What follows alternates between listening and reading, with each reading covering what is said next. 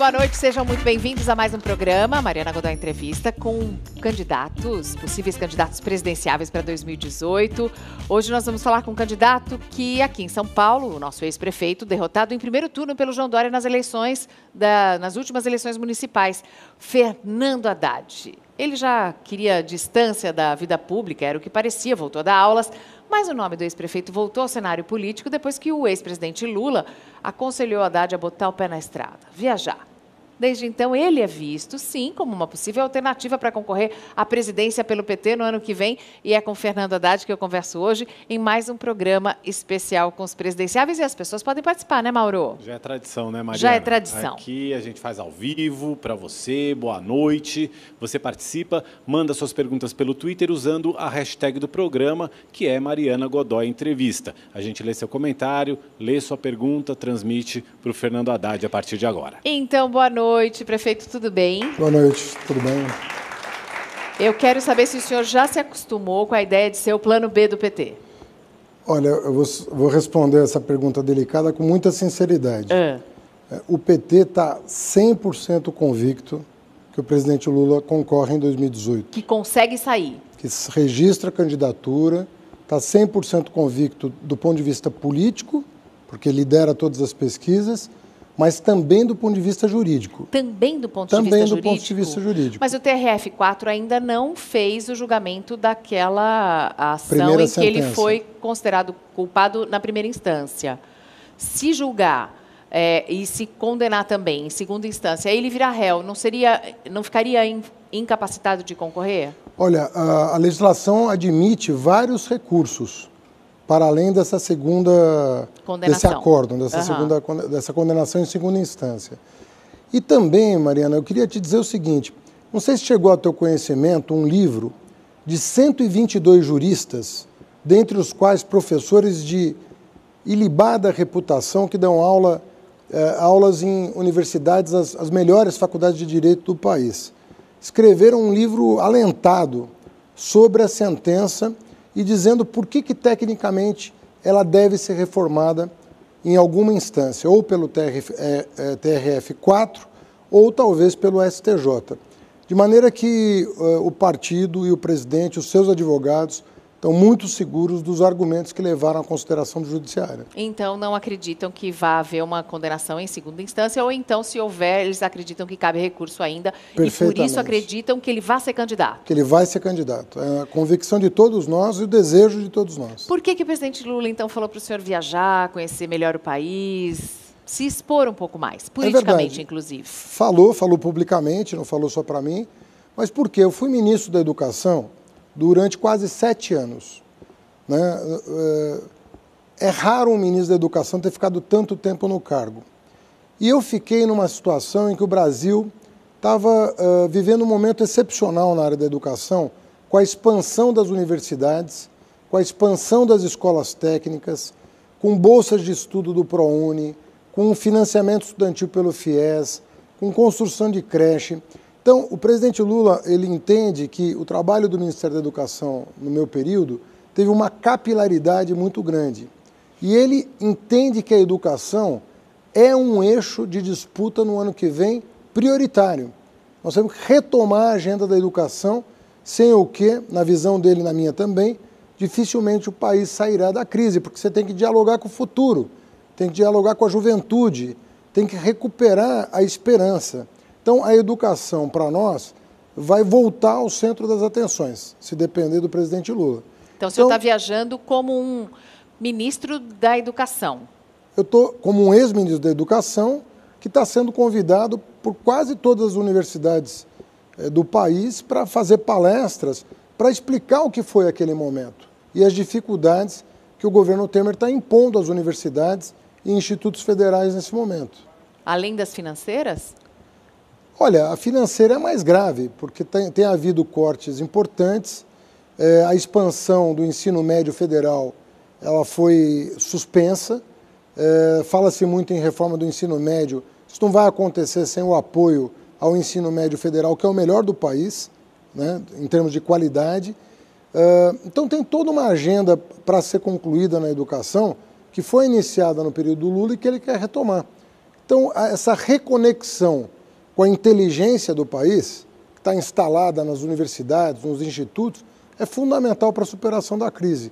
Esse foi o objetivo dele quando me pediu que visitasse os estados. Eu já visitei boa parte deles e vou continuar visitando. O senhor vai para Minas se encontrar com ele na caravana? Fim de semana que vem está previsto o meu encontro com ele. Fala para ele vir aqui também falar com a gente. Fala, Mauro. Houve um encontro em Brasília, há cerca de 10 dias, justamente sobre educação, com a sua participação, com a participação do ex-presidente Lula. Ali se falou muito de ensino superior. E a atenção ao ensino básico, que continua ainda numa situação bastante precária no país? O que é preciso fazer pela educação básica, que é a mais importante? A gente tem jovens que acabam saindo da escola ainda sem saber ler direito, sem saber fazer conta direito. O que dá para melhorar? Certo. Olha, em primeiro lugar, nós temos que continuar apoiando a educação infantil. Nós triplicamos a matrícula em educação infantil no país, sobretudo na creche. Não havia atendimento de creche no Brasil. Hoje é uma realidade. Em São Paulo, quando eu fui prefeito, nós abrimos mais de 100 mil vagas de educação infantil em 4 anos. Então, como isso foi possível? Porque foi criado no governo Lula o Fundeb, que é um fundo que financia da creche até o ensino médio todas as matrículas. Segundo lugar, a curva do IDEB começou a crescer. No período anterior ao Lula, o IDEB caía. O IDEB é aquele índice que mede a qualidade do ensino. Nós revertemos as curvas de qualidade, tanto no Fundamental 1 quanto no Fundamental 2. E, em terceiro lugar, a educação profissional e a educação superior tiveram uma expansão inédita no Brasil. Quais são os gargalos da educação hoje? Ensino médio, que ainda está bastante descuidado, que é de responsabilidade dos governadores. Portanto, nós temos que convocar os governos de estado a assumirem uma responsabilidade maior pelo ensino médio, as escolas estaduais. E, do ponto de vista do magistério, nós criamos o Piso Nacional do Magistério. Foi importante, foi durante a minha gestão, mas é insuficiente para a valorização da carreira. Ainda atrai poucos talentos a carreira do magistério. Eu diria que são duas questões que estão na ordem do dia que precisam ser enfrentadas. Já faz tempo que ser professor deixou, né? Já faz algum tempo que deixou de ser uma carreira atrativa, né? e respeitada, inclusive, para se transformar num quase um subemprego, né? O Luciano Huck fez uma propaganda, parecia que ele estava chamando as pessoas para fazer um bico, né? Como professor. Você aí faz. Olha, a carreira. Tá precisando de dinheiro? Venha ser professor. Eu falo com orgulho de ser professor. Minha mãe é professora, minha profissão é professor, né? E eu tenho muito orgulho de ter criado, junto ao presidente Lula, o Piso Nacional do Magistério. Foi uma melhoria grande para os professores do interior, aí no sertão, no semiárido, no interior do Maranhão, Piauí. Você duplicou, ou mais do que duplicou, o salário do professor nessas regiões. Mas, em termos nacionais, você ainda não deu o salto para tornar atrativa a carreira no magistério. Então, nós precisamos avançar para colocar prioridade da professora, do professor. Falo professora porque 80% do magistério é de mulheres. É feminino, né? Tem uma pergunta aqui do Washington.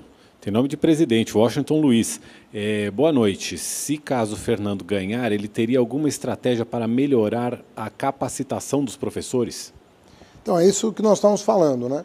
Você tem que incidir na carreira docente. Nós tínhamos uma ideia que foi abandonada, né? Estava sendo gestada em 2010, 2011, e depois ela não prosperou, que era criar um concurso nacional para ingresso na carreira docente. Como se nós fizéssemos uma prova nacional para o ingresso na carreira docente. Não fizéssemos uma prova local. Com isso, nós constituiríamos um banco de professores, aos quais seria atribuída uma nota de acordo com a prova, e que prefeitos e governadores poderiam contratar, a partir dessa classificação, professores para a sua rede. No nosso entendimento, isso seria um caminho de valorização da carreira, porque os melhores professores iam ser disputados por prefeitos e governadores que teriam que remunerar melhor, para atrair os mais bem colocados do concurso nacional. Então, a nossa ideia era criar um concurso nacional. Eu voltei a falar com o presidente Lula sobre essa ideia e provavelmente ele incluirá no programa de governo dele a agenda de transformar isso em realidade. Pelo que a gente está entendendo, só para concluir o assunto, o senhor é candidato a ministro da Educação no governo Lula. Eu estou achando que ele está fazendo bastante propaganda para o Lula, mas vai que ele vira plano B mesmo, né? Olha, educação, depois de ter passado tanto tempo no Ministério da Educação e sendo professor a vida toda, não tem como não falar de educação, mas eu estou aberto a falar de qualquer outro assunto. A gente vai perguntar, então, sobre outros assuntos e vamos ouvir o que o povo na rua quer saber do Fernando Haddad. Vamos ouvir. Você cogitaria sair do PT, se desvincular completamente do PT para poder dialogar melhor com outras bases, com outros fragmentos da política paulistana? Sabe o que eu vou fazer? Essa pergunta é boa. Muita gente perguntando, inclusive aqui no Twitter, por que ele não sai do PT? Porque o PT é um partido que ficou com a imagem muito manchada com as últimas denúncias de corrupção envolvendo dirigentes do partido. Depois do intervalo, o Fernando Haddad responde a pergunta do nosso telespectador. Já, já.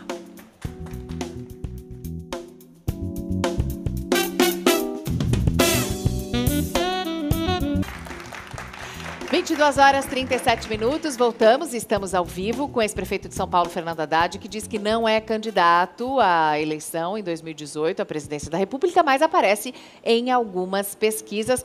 Nós temos uma pergunta que foi feita antes do intervalo, vamos repeti-la. Você cogitaria sair do PT, se desvincular completamente do PT para poder dialogar melhor com outras bases, com outros fragmentos da política paulistana? Bom, eu recompleto a pergunta do Silas com o comentário do Rafael Felipe aqui no Twitter, que disse que se você não fosse do PT, teria o voto dele. Rafael. Olha, eu tô filiado ao PT há 32 anos, né? E eu acredito que o Brasil precisa de um partido trabalhista, de um partido com as características do PT no que diz respeito à sua agenda, uma agenda radical de combate à desigualdade. O Brasil tem um problema crônico, que é o pior problema, é o que compromete todo o nosso desenvolvimento, que é a desigualdade. E surgiu um partido, nos anos 80, que está vivendo um momento difícil, mas que ao longo da sua história foi o que mais representou avanços nessa pauta que eu considero prioritária. Como cidadão, eu sou uma pessoa de classe média, eu podia ter outra filosofia de vida, mas eu tenho essa filosofia.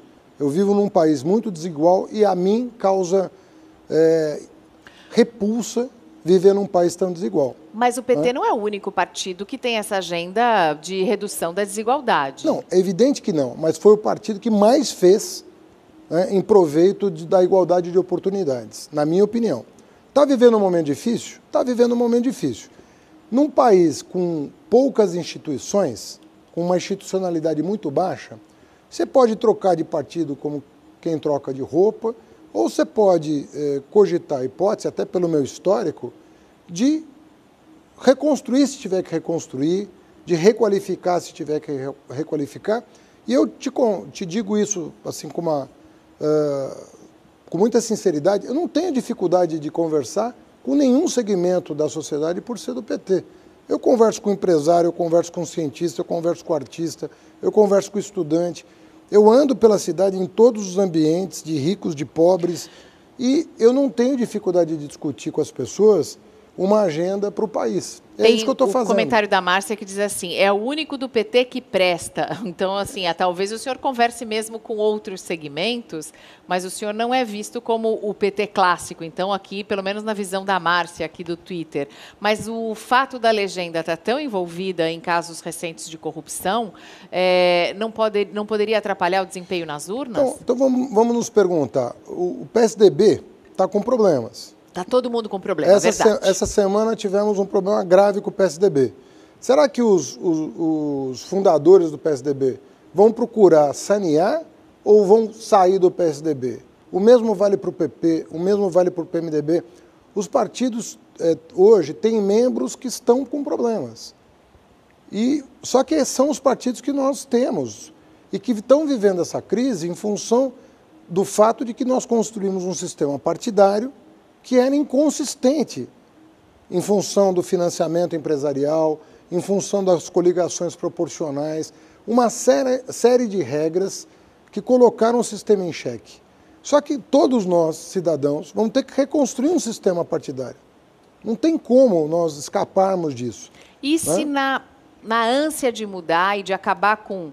Não dá mais para ficar com um senador candidato a presidente da República pedindo 2 milhões para empresário que está preso, não dá mais para ficar com ministro de governo do PMDB com 51 milhões em dinheiro cash, dinheiro nota, uma em cima da outra em apartamentozinho em Salvador, não dá mais.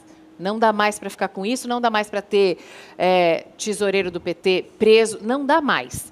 E se as pessoas forem buscar a solução num outsider, numa pessoa de fora, em alguém que ainda não assumiu um cargo no executivo, por exemplo, um Bolsonaro, ou em alguém que ainda não se candidatou a nenhuma eleição, como, por exemplo, um apresentador de TV, Luciano Huck, ou em alguém que venha do judiciário, um Joaquim Barbosa, alguém que seja de fora para tentar evitar cair nos mesmos de sempre, ou essa repulsa que o brasileiro está sentindo?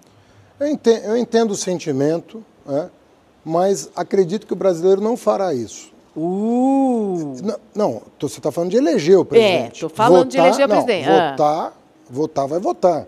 Os candidatos vão ter voto. Você está falando de quem vai ganhar. Você acredita que não vai ganhar um aventureiro? A minha opinião sobre o brasileiro é que, na hora H, ele vai tentar compatibilizar experiência, quilômetro rodado, portanto, com honestidade, com caráter, com valores. E eu penso que ele vai tentar encontrar no sistema político pessoas que representem essa agenda.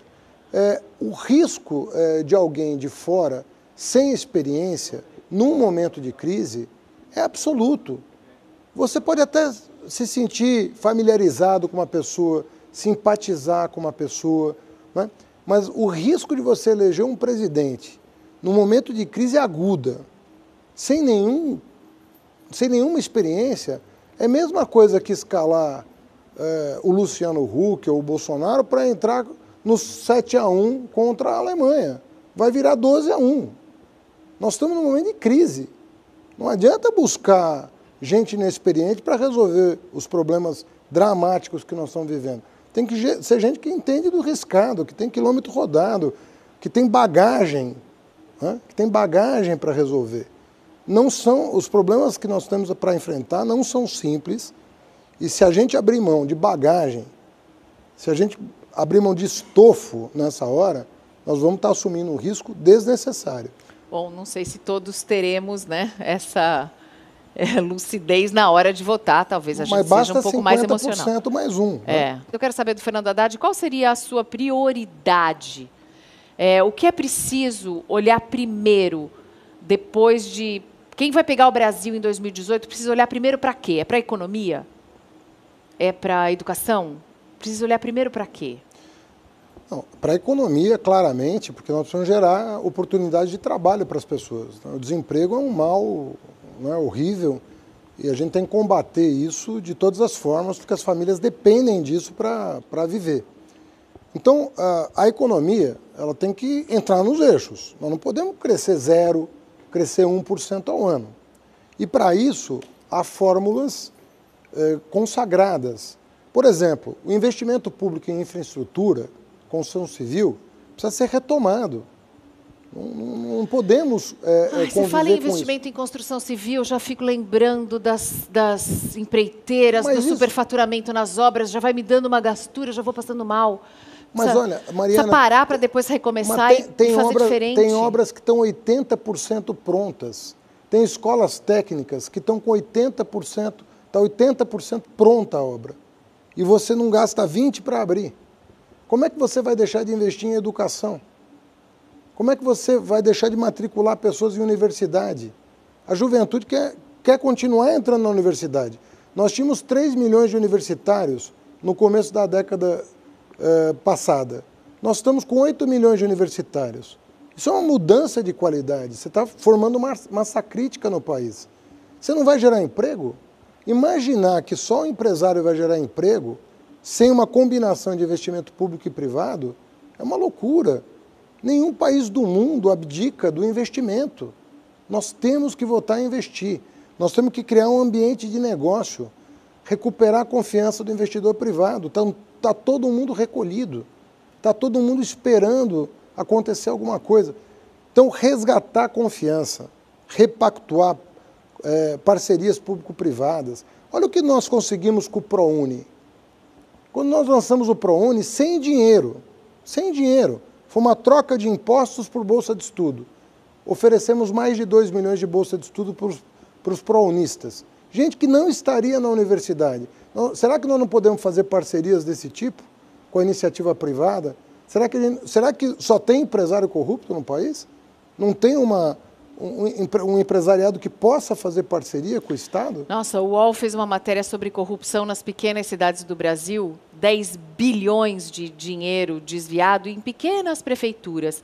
E, então, assim, lugares bem afastados, roubando de pouquinho em pouquinho, 10 bilhões de desvios. Como acabar com a corrupção? O nosso povo é corrupto? Não, nós temos um sistema de governança totalmente precário. Aqui em São Paulo, quando eu tomei posse, eu criei uma Secretaria de Combate à Corrupção, chamada Controladoria Geral do Município. Em 3 meses, ele desbaratou uma quadrilha que tinha desviado 500 milhões de reais, dos quais nós já recuperamos quase a metade. A cidade recuperou quase a metade. Mas 500 milhões de reais desviados no nariz do prefeito de São Paulo. Então, você está falando de uma cidade moderna, uma cidade cosmopolita, uma cidade global. E nós tínhamos quadrilhas instaladas aqui. E talvez ainda tenhamos quadrilhas instaladas. Mas agora a controladoria não é mais a mesma. É um processo de desbaratamento de quadrilhas que tem que ser permanente. Essa secretaria perdeu o status de secretaria na atual gestão. Na minha opinião, um equívoco. Você tinha que manter o status de secretaria, que estava fazendo um bom trabalho. Quem está fazendo um bom trabalho tem que ser prestigiado, né? E você promove quem está fazendo um bom trabalho, não rebaixa, né? Percebe? Então tem jeito, a gente tem tecnologia. Porque senão nós vamos cair na ideia de que o Brasil não tem saída. O Brasil tem muita saída, tem muito potencial. Há 5 anos atrás, o Brasil era um dos países mais importantes do mundo. Chamava a atenção dos Estados Unidos, do G20, da UNASUS, da África, do Oriente Médio. Aquilo não foi uma grande farsa? Olha, eu acho que o que nós estamos vivendo hoje é que não combina com o nosso destino. Nosso destino é outro, não é esse. É a minha convicção. Olha o tamanho desse país. São 200 milhões de habitantes, com tudo disponível. Recursos naturais, a melhor qualidade de um povo. Por que nós estamos vivendo isso? Ninguém consegue entender. A revolta é pela incompreensão. Você falou, não combina com o Brasil que está acontecendo. Todos nós seremos chamados a participar desse novo Brasil. Vamos fazer um pequeno intervalo? Na volta, a gente continua com esse bate-papo com o Fernando Haddad.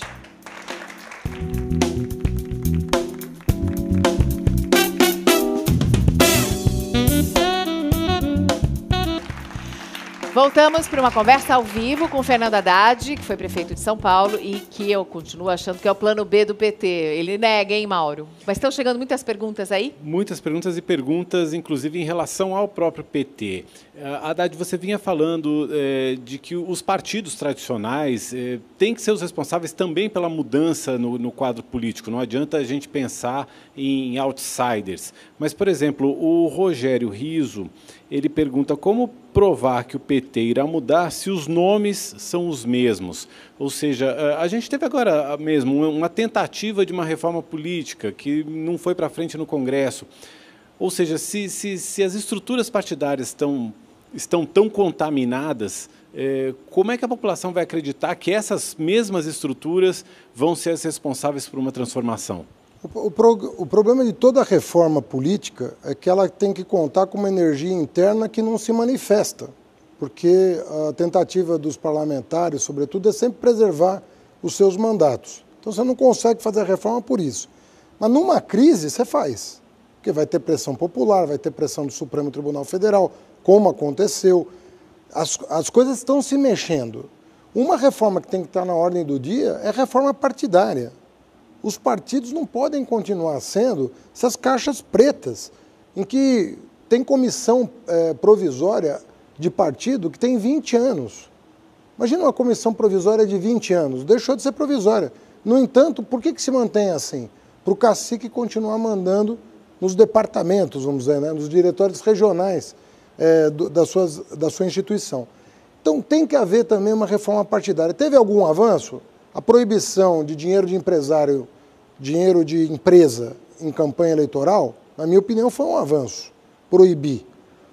A coligação proporcional só acabou para 2020. Foi um erro, devia ter acabado para a próxima eleição, para dar condições de governabilidade para o próximo presidente. Mas em 2020 vai acabar. Provavelmente, em 4 anos, nós vamos ter uma redução drástica do número de partidos. Isso vai ajudar. Porque você não tem tantos ideários assim. Você tem a social-democracia, o trabalhismo, o liberalismo, o conservadorismo, mas você tem meia dúzia de visões de mundo que precisam estar representadas. Isso vai acontecer no Brasil, vai diminuir o número de partidos, o que vai dar melhores condições de participação. Agora, nós também temos que mobilizar a democracia de outras maneiras. A participação não pode só acontecer em eleição. As cidades têm que estar mobilizadas. Eu passei 4 anos à frente da Prefeitura de São Paulo. A quantidade de conferências e audiências públicas que nós fizemos para aprovar faixa de ônibus, para aprovar onde ia ser construído o hospital, como ia ser o plano diretor, como é que ia ser o carnaval, sabe, nos mínimos detalhes, você chamava a audiência pública para conversar com as pessoas sobre as mudanças que estavam acontecendo. E as pessoas reclamavam que era pouco ainda. Às vezes falava, discutiu pouco, e é legítimo que as pessoas reclamem por mais discussão. Mas eu entendo que a vida política vai passar por uma transformação grande a partir de 18. Nós vamos ter um ano quente o ano que vem, né, que eu espero que seja produtivo. Né? É um ano que precisa ser, como é que disse o Ciro? Precisa de testosterona? Para só homem briguento entrar? Não, cabe mulher aí nessa discussão? É um ano que precisa mobilizar mentes e corações, eu diria. Olha, o Mourão... Mentes e corações. Só mente não vai adiantar, só coração não vai adiantar. As duas coisas combinadas, nós temos que cada um de nós tem que dar o melhor de si para a gente retomar o país, retomar as rédeas do país. A Kátia Rubelsperger diz que não cabe mais esse discurso e o Mourão diz que a crise hoje do país é fruto da quadrilha do PT, que não dá para defender mais o Lula. O Lula? É. Eu acho que 40% das pessoas não só defendem o Lula, como querem votar nele. Né? E eu acho o seguinte, olha, eu sou totalmente contra a impunidade. Né? Eu digo isso assim, se um parente meu cometesse um ilícito, eu ia defender a punição. Podia ficar muito triste no dia que isso acontecesse. A paciência, né? Tem uma lei, errou, paga. Agora, eu realmente não consigo ver no processo a discussão que está sendo feita. Eu vejo assim, o Eduardo Cunha tinha dinheiro no exterior, dólar, euro, o outro pediu 2 milhões, o outro pegou uma mala, o outro tinha um apartamento com 52 milhões de reais. E aí, quando eu vou para o caso eu não consigo, que da escritura, dormir, eu não consigo ver onde é que está o ponto. Eu acho que o dia que aparecer uma prova cabal, acho que todo mundo vai dizer, ó, lamento, mas tem que pagar pelo que fez. Agora, eu acho que forçar uma situação para tirar alguém da disputa, eu não acho muito correto. Você forçar uma situação. Você não pode supor que alguém ia trocar de apartamento sem pagar a diferença de preço.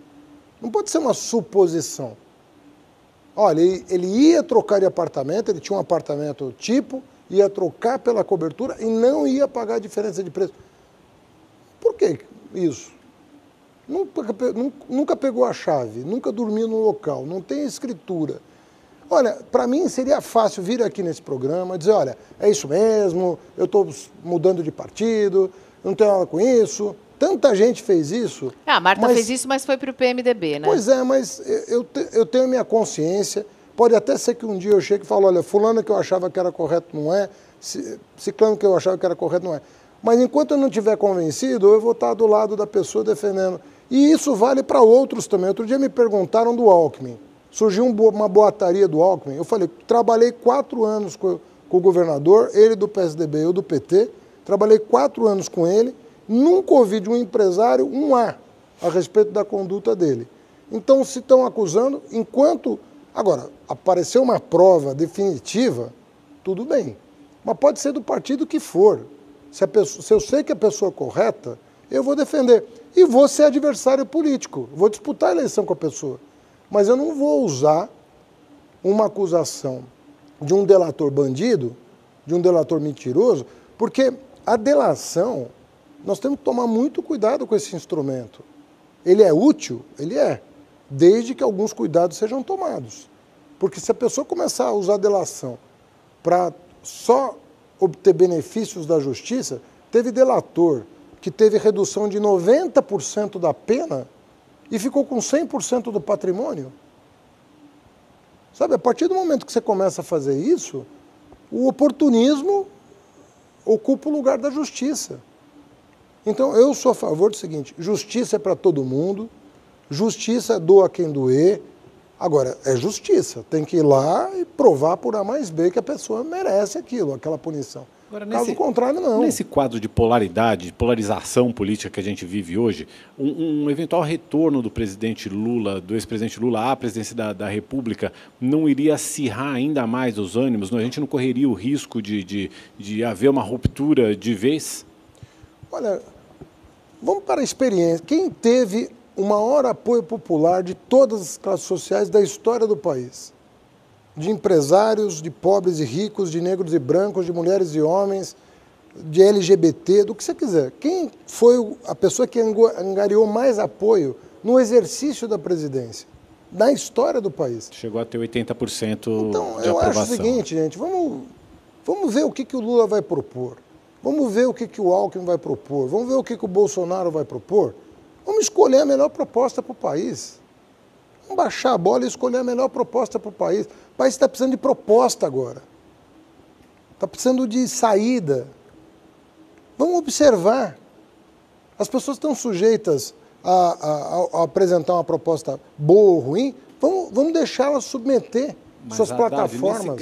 Aí como é que a gente vai acreditar que o PT vai ter uma proposta e vai cumprir a proposta se a última eleição a Dilma tinha um programa de governo e não cumpriu o programa de governo? Nomeou Joaquim Levy logo de cara ali, contrariou totalmente o que tinha prometido na eleição. Eu acho que foi um erro grave, como aconteceu com o Fernando Henrique Cardoso no primeiro mandato, que falou que ia manter o câmbio em paridade com o dólar real. Dia 13 de janeiro perdeu, mas ele não foi impedido de governar e de tentar corrigir o erro que cometeu.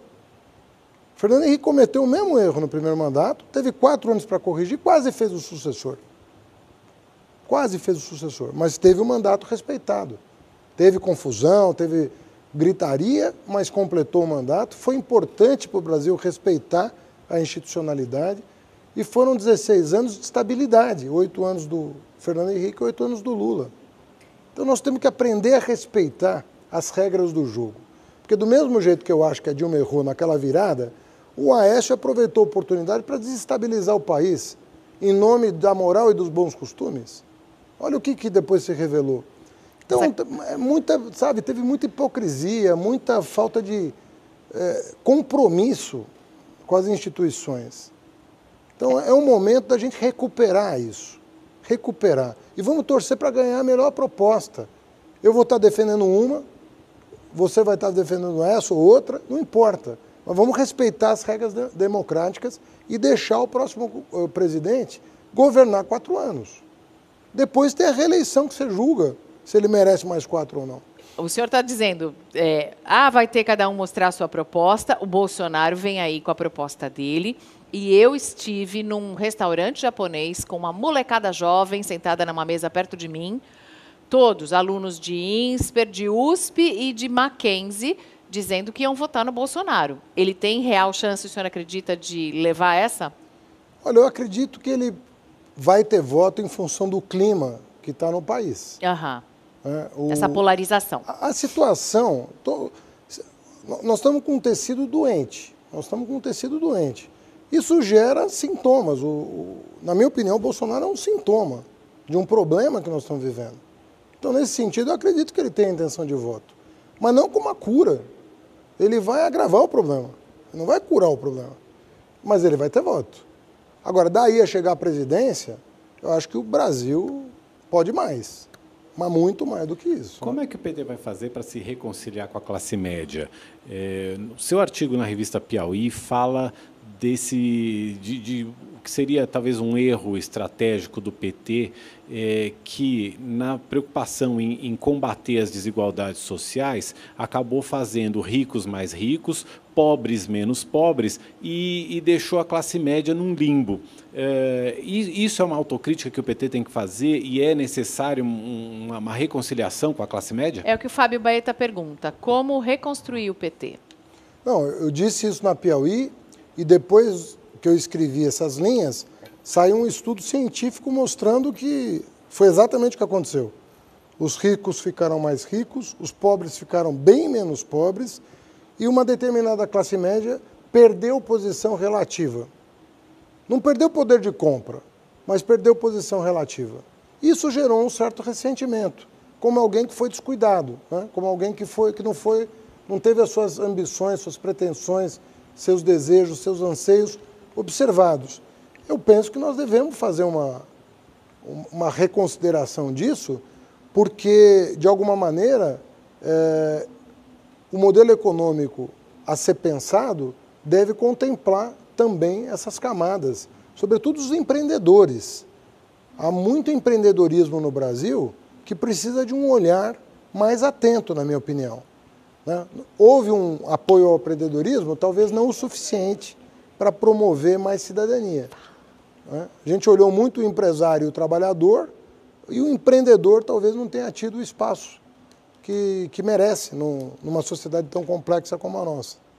O Rogério Rizzo, que já enviou várias perguntas, a gente te agradece a participação, Rogério, está te perguntando, o PT pretende utilizar os bancos estatais para fazer girar a economia, promovendo juros mais baixos? Chegaram outras perguntas também no sentido de saber a sua opinião sobre a Caixa Econômica Federal, se deve ser privatizada ou outros bancos públicos também. Petrobras também incluo nessa pergunta. Fala de privatização de Petrobras também. Olha, eu acho um absurdo as propostas que estão surgindo de vender os bancos públicos. Os bancos públicos em 2008, eles foram fundamentais para o Brasil enfrentar a maior crise do capitalismo internacional, depois de 1929. E vamos lembrar que em 2010 o Brasil cresceu 7,5% em função da alavancagem de crédito, de promoção, tanto do consumo quanto da produção. Então os bancos públicos têm um papel fundamental. Uma boa parte do que aconteceu na Europa tem a ver com o fato de que o sistema era todo privado e teve que contar com dinheiro público para se restabelecer, porque podia ter uma quebradeira do sistema financeiro, e o nosso sistema estava bem. Nós não tivemos nenhuma crise bancária no Brasil, né? Porque nós temos boas regras de governança, inclusive dos bancos privados, mas temos bancos públicos que são eficientes. Sem Banco do Brasil, você não vai ter agricultura, você não vai ter agronegócio, você não vai ter agricultura familiar. O Banco de Fomento à Agricultura Familiar e ao Agronegócio é o Banco do Brasil. Sem Caixa Econômica Federal, você não tem Minha Casa Minha Vida, você não tem saneamento, você não tem nada. Sem BNDES, você não tem o pouco da indústria que sobrou, depois dessa quebradeira que aconteceu. Então, esses três bancos, cada um com a sua característica e a sua vocação, ele fomenta setores importantíssimos da economia. Sobre então, a Petrobras. A Petrobras, ela está sendo fatiada e vendida nesse momento.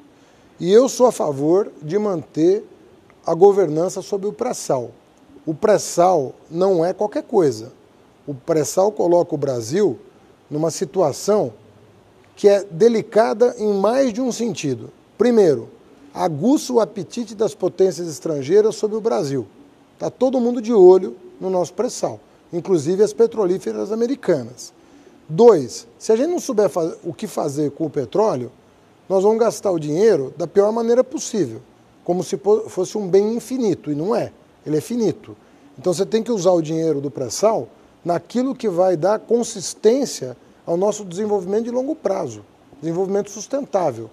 A decisão de vincular o pré-sal à educação foi a mais correta, porque se nós educarmos uma geração, essa geração educada vai facilitar o trabalho da escola no que diz respeito à geração futura.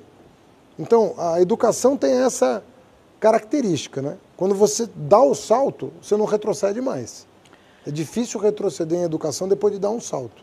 Então, vincular o recurso do petróleo à educação, na minha opinião, é a bandeira que deve nortear os propósitos. Eu vou ter que fazer uma pergunta para o senhor aqui do Nando Martins, que quer saber a sua opinião sobre o alimento farinata ou a ração do Dória, que assim ele chama entre aspas, mas ficou conhecida assim na internet, que o prefeito João Dória anunciou que seria distribuída para moradores em situação de rua, depois que iria somente para os abrigos, depois que iria fazer parte da merenda escolar, depois ele voltou atrás e disse que não.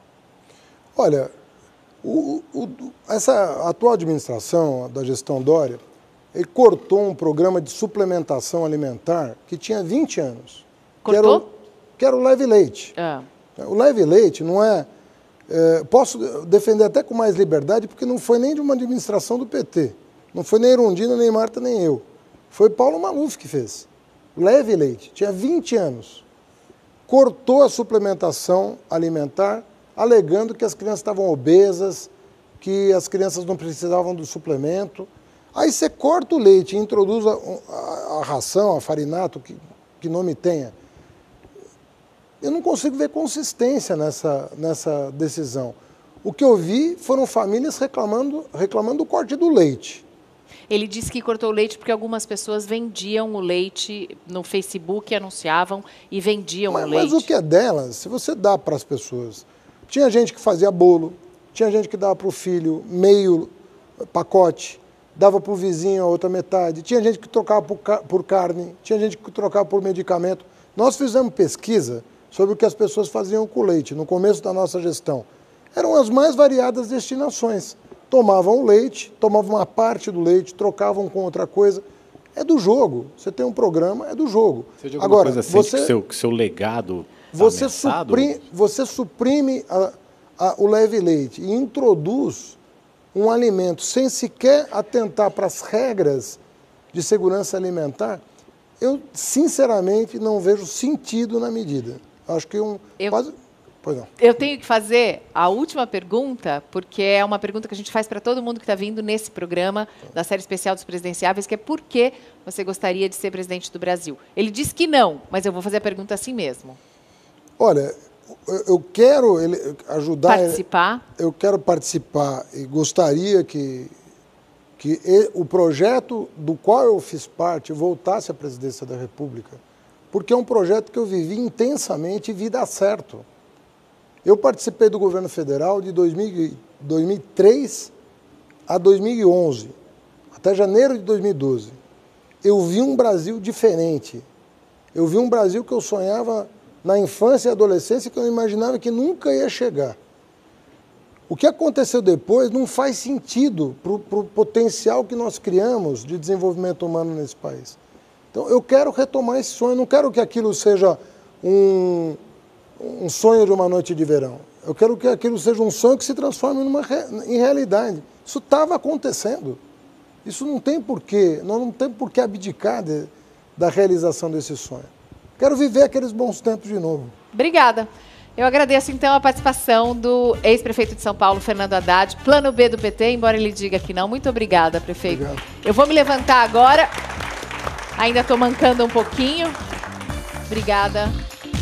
Boa sorte até sexta-feira que vem. Obrigada, Mauro. Obrigada a todos vocês.